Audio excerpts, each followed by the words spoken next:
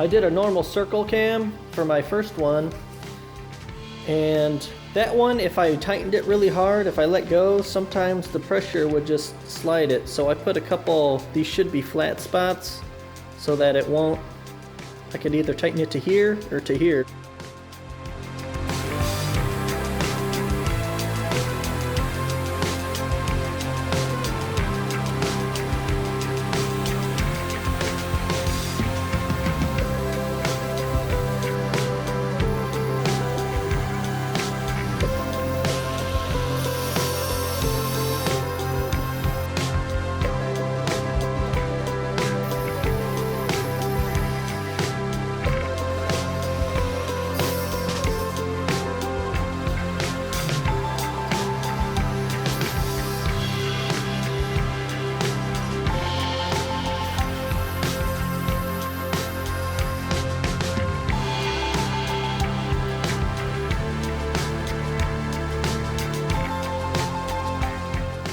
Push it down on the flat surface.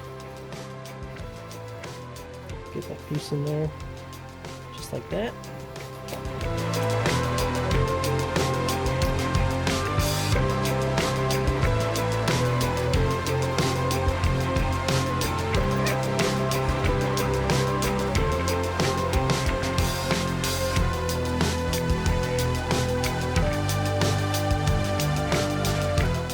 Make sure that can slide freely.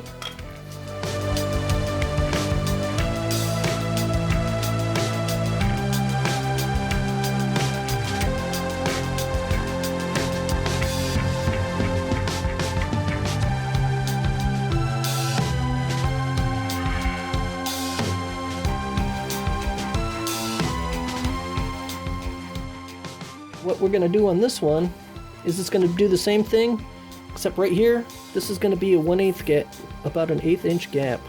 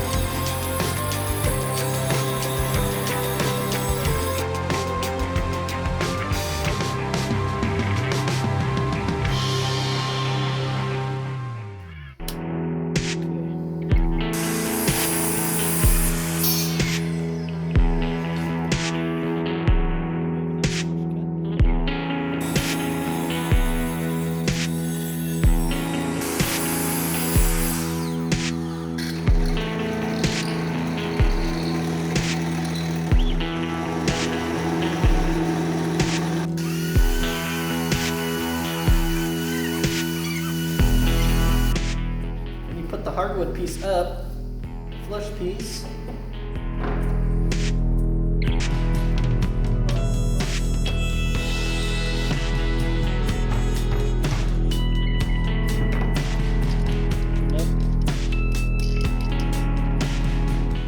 See how it'll press. So we're gonna see how we get that on there a little bit like this, and then be really careful about this.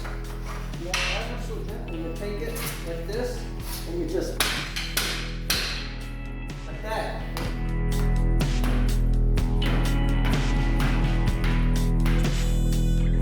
So you see those two screw holes. Now I'm going to screw in the two screws into each of those holes.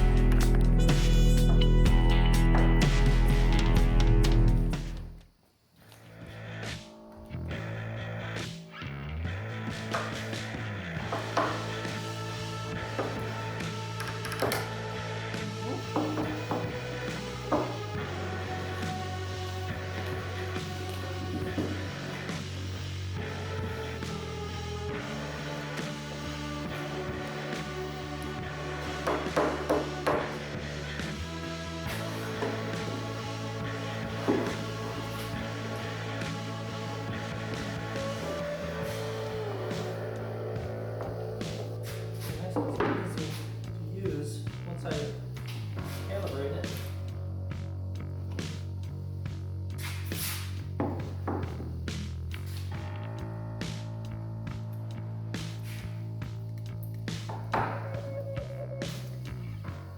I'm going to test out how the clamp works by hopefully crushing a soup can.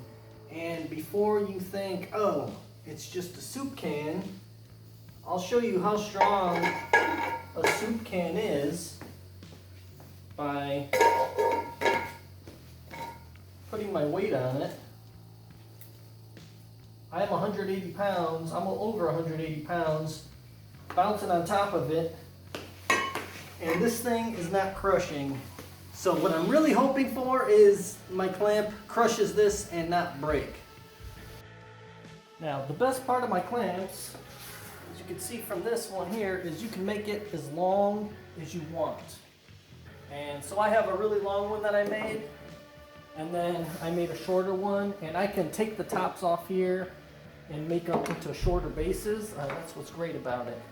Now, to use this clamp, you either can take channel locks and lock it in the back with the shim, or you can screw a screw in here instead of using a channel lock, but you have to pre-drill it and drill it. For the sake of speed, I'm going to be doing this. So how I set it up is I take this and I slam it up like this, and I'll put my spacer blocks. I'll put our can in there. Now what I usually do is before I clamp it,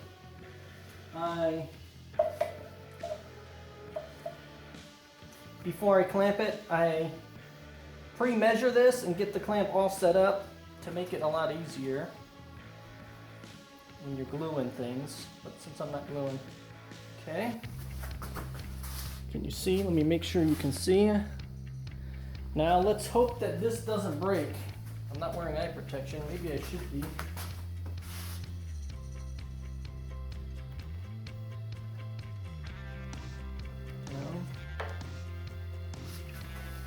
Clamping. Oh my gosh.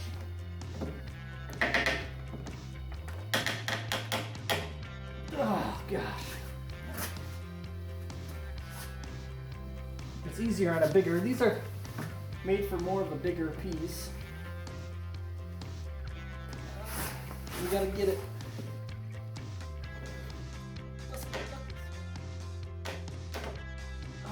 All right, let's see what happened.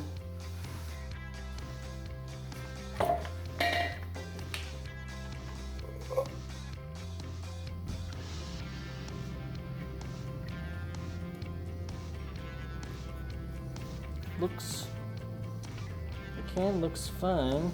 What? Oh, wait a minute. It is, it's pushed in. It did crush it.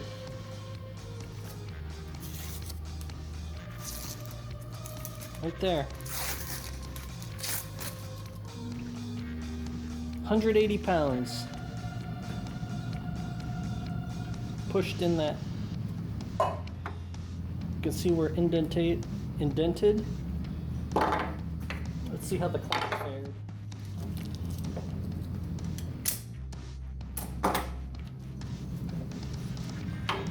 Here's the channel lock mark. Didn't really slide that down. And there's an indentation right here. So the clamp did not break, and it put down 180 pounds of pressure. Let me know if you want me to make a more step-by-step tutorial on how to make this clamp. Please leave a comment below what you think. If this video helped you, please help me by liking and subscribing. I made these clamps because I had a project that I had to clamp some really long things, and I think that's where this really comes in handy, is if you don't clamp things like that often, then you don't have to buy a bunch of super expensive clamps. You can just use these and adjust it to whatever size you want. It's not the easiest clamp to use, but you know, if you don't use it very often, then that's not a big deal, and it's very cheap.